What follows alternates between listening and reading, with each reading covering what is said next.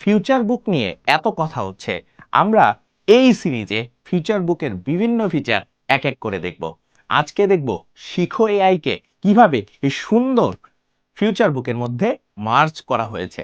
আমার সামনে ক্লাস 6 এর একটা বই রয়েছে, যেখানে অধ্যায় 5 ইন্টারনেট পরিচিতি সব কিছু দেওয়া আছে। এখন পুরো অধ্যায়টা যখন আমি পড়বো, পড়ার শেষে দেখো অধ্যায়ের শেষে এখানে একটা ফিউচার লিংক দেওয়া রয়েছে।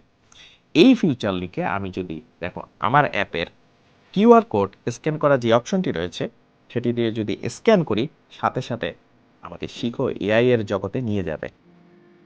দেখো তোমার সামনে এই অধ্যায়ে সব কিছু দেওয়া আছে এবং তোমার মনের মধ্যে যে ধরনের প্রশ্নগুলো আসতে পারে সব কিছুর তথ্যই কিন্তু একেবারে তোমাকে শিখো এআই দিয়ে দিয়েছে।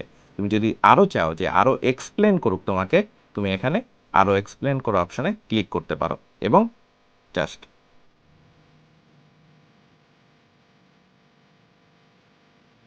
নেক্সট পর্বে আমরা ফিউচার বুকের অন্য ফিচার নিয়ে আলোচনা করব।